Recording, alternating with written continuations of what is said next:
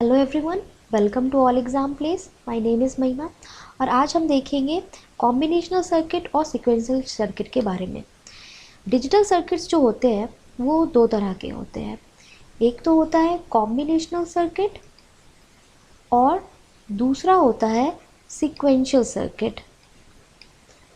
Combinational और sequential circuit का हम डिफरेंस भी देखेंगे, लेकिन पहले हम देख लेते हैं कि ये दो सर्किट्स होते क्या है। अगर मैं बात करूं कॉम्बिनेशनल सर्किट की, तो कॉम्बिनेशनल सर्किट ऐसे सर्किट होते हैं जिसका आउटपुट डिपेंड करता है उसके प्रेजेंट इनपुट पे ही। मतलब ऐसा सर्किट जिसका प्रेजेंट आउटपुट डिपेंड करता है सिर्फ प्रेजेंट इनपुट पे, चाहे इनपुट कुछ भी हो, ठीक है। लेकिन सीक्वेंशियल सर्किट में ऐसा होता है, लेकिन कुछ एडिशनल भी होता है। इसमें ये होता है कि जो प्रेजेंट आउटपुट आया हमारा, मान लीजिए कोई कुछ भी हमने इनपुट दिया तो उसका आउटपुट हमें मिलता है। तो जो प्रेजेंट आउटपुट आता है, आउटपुट को मैं इस तरह से लिख रही हूँ, ठीक है।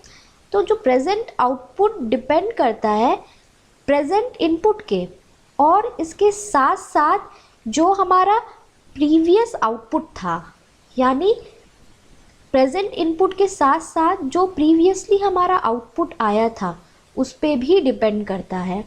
मान लीजिए दो इनपुट दिया गया सर्किट में और कुछ आउटपुट आया, ठीक है। तो ये प्रेजेंट आउटपुट डिपेंड किया प्रेजेंट इनपुट पे, मतलब प्रेजेंट में हम क्या इनपुट दे रहे हैं उस हिसाब से आउटपुट आ रहा है। साथ ही साथ ये जो आउटपुट है, जो पहले हमारा आउटपुट आया था उस पे भी ये प्रेजेंट आउटपुट डिपेंड करता है।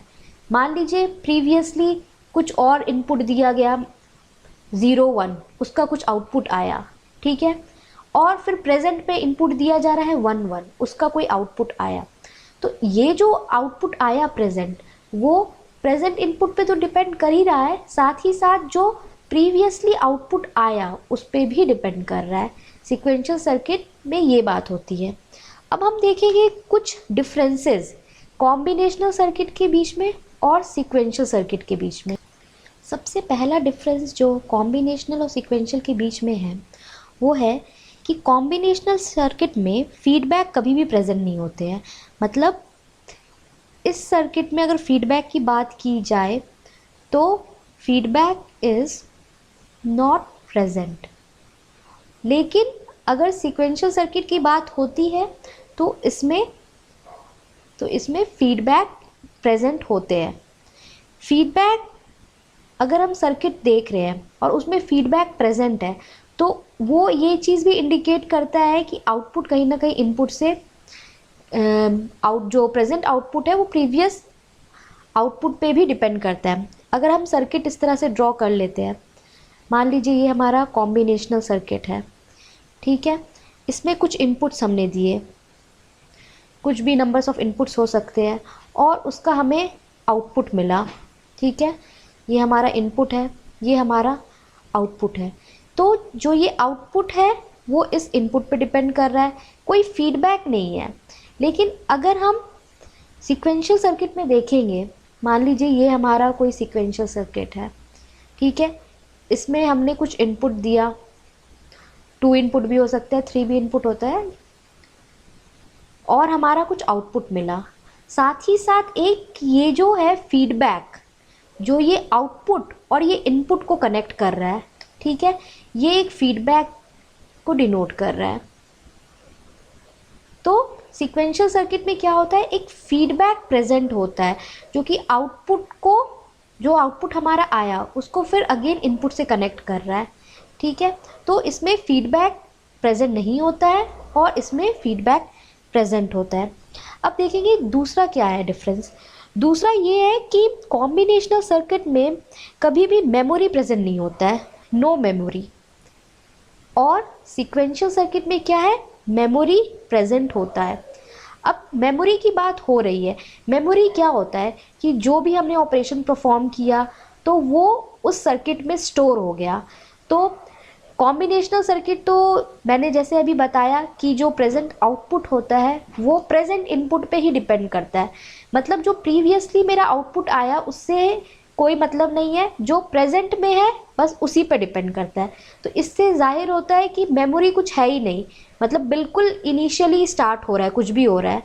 लेकिन अगर सीक्वेंशियल की बात की जाए तो इसमें मेमोरी प्रेजेंट होता है, मेमोरी प्रेजेंट होता है।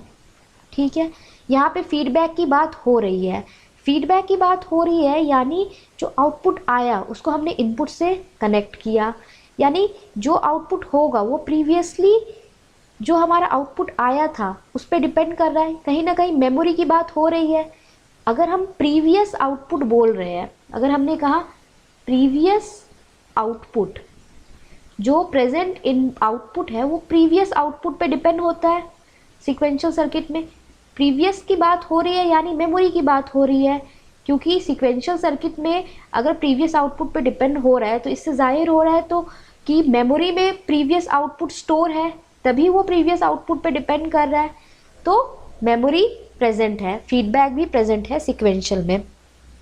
अब कुछ एग्जाम्पल्स देख लेते हैं कि कॉम्बिनेशनल सर्किट में कौन कौन से एग्जाम्पल्स आते हैं। हाफ एडर हो, this is the example of combinational circuit.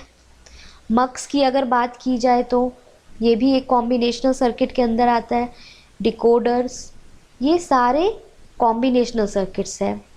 और सीक्वेंशियल सर्किट के अंदर आता है हमारा फ्लिप फ्लॉप, साथ ही साथ काउंटर्स।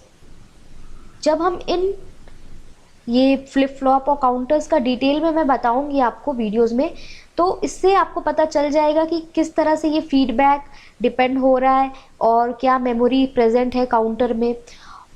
पहले मैं आपको बताऊंगी कॉम्बिनेशनल सर्किट के डिटेल में कि हाफ एडर का क्या ऑपरेशन है या उसके सर्किट डायग्राम कैसा है। हाफ एडर एक ऐसा कॉम्बिनेशनल सर्किट होता है जो कि एडिशन सिर्फ 2 बिट का ही परफॉर्म करता है, यानी half adder is a combinational circuit which perform the addition of 2 bits only.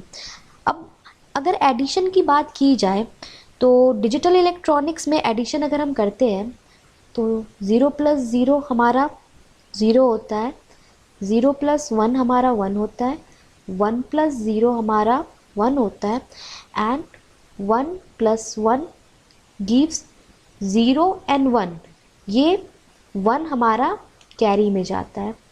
ये मैंने अपने प्रीवियस वीडियोस में ही बताया है, तो ये चीज़ आप ध्यान रखिएगा। डिजिटल इलेक्ट्रॉनिक्स में ये चीज़ बहुत ही इम्पॉर्टेंट होती है कि 1 + 1 हमारा 0 और 1 होता है, जहाँ पे 1 कैरी होता है। अब हम एडर की बात कर रहे हैं, तो एडर यानी जो एडिशन परफॉर्म कर रहा है, हाफ एडर कह रहे हैं। तो हाफ एडर 2 बिट का एडिशन परफॉर्म कर रहा है, एक कॉम्बिनेशनल सर्किट जो 2 बाइनरी इनपुट्स रहता है उसमें और एक आउटपुट रहता है, और जो आउटपुट रहता है that is the sum of the binary inputs, और एक कैरी जनरेट होती है। चलिए एक ब्लॉक डायग्राम बना लेते हैं जिससे ये क्लियर हो जाएगा। मान लीजिए ये हमारा एक हाफ एडर है, this is a half adder.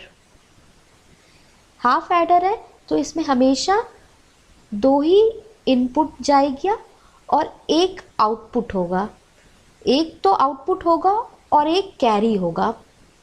अगर मैं यहाँ पे आउटपुट की बात कर रही हूँ तो डैट इज़ द सम, क्योंकि यहाँ पे हम हाफ एडर की बात कर रहे हैं, एडर यानी एडिशन, और ये हाफ एडर है यानी एडिशन ऑफ 2 बिट्स।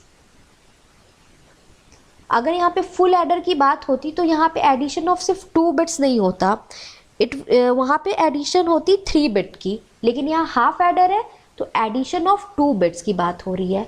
तो मान लीजिए ये ए और बी 2 मेरा इनपुट है, तो आउटपुट मेरा सम आएगा इन दोनों का एडिशन, ए और बी इनपुट का, और साथ ही साथ जो हाफ एडर है वो एक कैरी भी जनरेट करता है। ठीक है, ट्रुथ टेबल हम ड्रॉ करेंगे तो ये अच्छे से क्लियर हो जाएगा। This is the block representation या ब्लॉक डायग्राम हम कह सकते हैं हाफ एडर का। ठीक है, तो अब हम ट्रुथ टेबल ड्रॉ कर लेते हैं हाफ एडर का, और चलिए देख लेते हैं कैसे होगा। मान लीजिए ये हमारा इनपुट है, ये आउटपुट है हमारा। इनपुट में हमने 2 इनपुट लिया, 2 बिट लिया, क्योंकि हाफ एडर की बात हो रही है तो जाहिर सी बात है 2 ही इनपुट होगी। और एक होगा हमारा आउटपुट जो सम होगा ए और बी का, और दूसरा होगा हमारा कैरी। तो यहाँ पे हमने सम का लिख लिया, यहाँ पे हमने कैरी लिख ली। अब हम कितनी कॉम्बिनेशंस बना सकते हैं, ये चीज़ मैंने अपने ट्रुथ टेबल का जो वीडियो बनाया था उसमें बताया था। अगर 2 इनपुट है हमारा तो कितने कॉम्बिनेशंस बनेंगे इनपुट के, 2⁻², यानी 4 कॉम्बिनेशन बनेंगे। तो इसी तरह से हम 0 और 1 का कॉम्बिनेशन बनाएंगे, जैसे हम ट्रुथ टेबल बनाते हैं। सबसे पहले हम इनपुट लेंगे 0 0, फिर 0 1 1 0 1 1, ये 4 कॉम्बिनेशन बन गए हमारे। अब देखिए 0 + 0 करेंगे तो क्या आएगा, सम 0 आएगा। यहाँ पे मैंने बताया 0 + 0 गिव्स 0, और कैरी कुछ नहीं होगा हमारा, कैरी 0 होगा। सिमिलरली 0 + 1 करेंगे तो क्या होगा, 1 होगा, अगेन कैरी 0 यहाँ पे है। फिर है 1 + 0, फिर क्या होगा, 1 ही होगा, अगेन कैरी 0। अब आई बात, इनपुट है हमारा 1 + 1, तो 1 + 1 क्या देगा हमारा, 0 देता है, और कैरी हमेशा 1 आती है। तो हम क्या करेंगे, यहाँ पे हम लिख लेंगे 0 और यहाँ पे हम लिख लेंगे 1। ये क्या हो गया हमारा, ट्रुथ टेबल हो गया किसका, हाफ एडर का। तो ये हमारा ट्रुथ टेबल है। अब ये तो हमने ट्रुथ टेबल ड्रॉ कर लिया, लेकिन अगर बात की जाए कि ये जो हमारा सम आ रहा है, ठीक है, ए और बी का, तो इस पे कौन सा ऑपरेशन परफॉर्म हो रहा है। तो जो सम है वो हमारा तभी जनरेट होता है जब हम 2 इनपुट यानी ए और बी, उसमें हम एक्सॉर ऑपरेशन करते हैं। यानी अगर हमने हाफ एडर में सम लिखा है तो that will denote the XOR operation. तो एक्सॉर में क्या होता है हमारा, ए बी का कॉम्प्लीमेंट प्लस ए बार बी। एक्सॉर का ऑपरेशन हमारा इसी तरह से होता है, और हम इसे रिप्रेजेंट कैसे करते हैं, इस तरह से करते हैं। अगर मान लीजिए हमारा 2 इनपुट दिया हुआ है क्वेश्चन में, मान लीजिए 0, ए की वैल्यू 0 है, बी की वैल्यू 1 है, और हाफ एडर का हमें सम पूछा जा रहा है, तो हम कौन सा ऑपरेशन परफॉर्म करेंगे, ये ऑपरेशन परफॉर्म करेंगे। ये तो हो गई सम की बात। अगर ये जो हमने लिखा है कैरी, ये ट्रुथ टेबल से तो हमने ड्रॉ कर लिया सारा, लेकिन कैरी जो आ रहा है ये, इसमें कौन सा ऑपरेशन हो रहा है, तो कैरी में हमेशा एंड ऑपरेशन होता है, या हम कह सकते हैं एंड गेट का रियलाइजेशन हो रहा है। तो अगर कैरी अगर हम लिखते हैं तो ए डॉट बी, यानी एंड ऑपरेशन हो रहा है, एंड ऑपरेशन। और यहाँ पे सम की बात की जाए तो एक्स और ऑपरेशन हो रहा है। अब हम ट्रुथ टेबल से ये ऑपरेशंस को रिलेट करेंगे। जो मैंने भी बताया कि अगर सम की बात होती है हाफ एडर में तो हम एक्सॉर यूज़ करते हैं। तो एक्सॉर ही क्यों यूज़ करते हैं, बाकी बहुत सारे गेट्स है, एक्सनॉर है, नॉर है, लेकिन हमने एक्सॉर इसलिए लिखा। अब इस ट्रुथ टेबल पे ध्यान दीजिएगा, इस ट्रुथ टेबल में हमारा इन आउटपुट हाई कब है, यानी 1। हाई की बात होती है तो हम उसे 1 कहते हैं। आउटपुट 1 हमारा तभी है जब 0 और 1 या 1 या 0 है, ठीक है, तभी हमारा आउटपुट 1 है। तो ये प्रॉपर्टी किसकी होती है, एक्सॉर की प्रॉपर्टी होती है। इसीलिए हमने यहाँ पे सम जब भी करेंगे हम एक्सॉर गेट का यूज़ करेंगे, एक्सॉर ऑपरेशन परफॉर्म करेंगे। सिमिलरली अगर हम यहाँ पे कैरी को हमने कहा कि एंड ऑपरेशन करना है तभी हमारा कैरी मिलेगा, ठीक है। अब ट्रुथ टेबल में कैरी की तरफ ध्यान दीजिएगा। कैरी हमारा 0 है, ठीक है, और लास्ट में हमारा 1 है। तो 1 कहाँ है, जब 1 × 1 तभी हमारा 1 आया। बाकी सारे केसेस में 0 है, क्यों, क्योंकि 0 × 0 0 मिल रहा है। तो ये जो ना प्रॉपर्टी है, ये एंड गेट की प्रॉपर्टी है, इसी वजह से हमने कैरी में एंड ऑपरेशन परफॉर्म किया है। तो अगर हमें लॉजिक डायग्राम ड्रॉ करना हुआ हाफ एडर का, तो हम इस तरह से करेंगे कि जो हमारा गेट है जो यूज़ हुआ है वो तो एक्सॉर है और एंड गेट है, तो हाफ एडर का जो सम है वो कैसे जनरेट होगा, एक्सॉर गेट से रियलाइज होगा और एंड गेट से होगा हमारा कैरी का रियलाइजेशन। तो चलिए एक लॉजिक डायग्राम ड्रॉ कर लेते हैं। हाफ एडर रियलाइज होता है using one XOR gate and one AND gate. तो अगर लॉजिक डायग्राम हम ड्रॉ करेंगे हाफ एडर का, तो उसमें एक एक्सॉर गेट ड्रॉ करेंगे और एक एंड गेट ड्रॉ करेंगे। तो एक्सॉर गेट ड्रॉ कर लेते हैं। इस तरह से हम एक्सॉर गेट ड्रॉ करेंगे। दो इनपुट हो गया हमारा, और एक एंड गेट ड्रॉ करेंगे जिसका इनपुट भी ये दो इनपुट की ही होगा। ये हमारा हो जाएगा वन एंड गेट।